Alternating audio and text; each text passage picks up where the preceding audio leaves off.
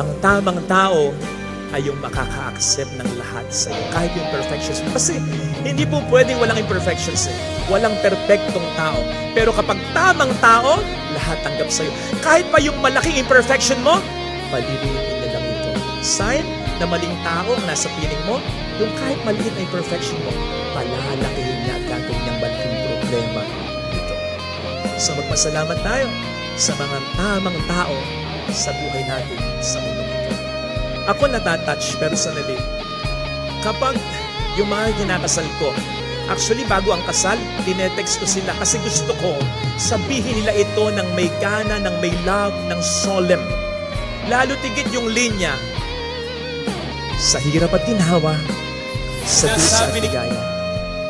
Ikaw lamang ang aking iibigin at itatanging karugtong ng buhay ko ngayon at kailanman.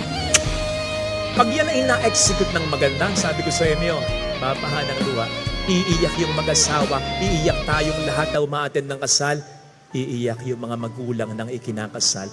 But have you ever wondered, bakit umiiyak? Ano yung nasa pag-iyak ng mga magulang ng mga ikinakasal? Lalo tigit kung totoong mahal na mahal nila ang anak nila. Tayo alam natin kung bakit yung mag-asawa naiiyak. Bukod sa dami ng bisita, dami nating gastos. Hindi yun. Naiiyak sila. Serious na tayo. Dahil talagang feel nila yung pagmamahal ng kanilang asawa sa mga mabibigat at mas mga sweet na salitang binibitawan sa kanya. Naiyak tayo kasi, ay, naku, how sweet naman. Talagang perfect couple sila. Again, natanong mo na ba kung ano ang nasa iyak ng mga magulang na ikinakasal na tunay na nagmamahal at may sakripisyo para sa kanila? Ito naisip ko.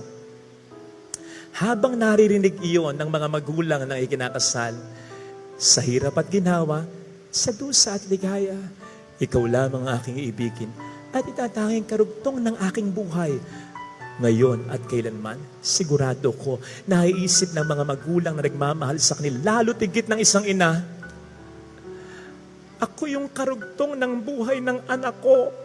Simula pa ng una, nang siya'y nasa sinapupunan ko. Pero kahit minsan, kahit equivalent ng mga salitang yan, parang hindi ko yata narinig mula sa kanya yan. Yung iba nga hindi pa napapanamdam. So imagine that.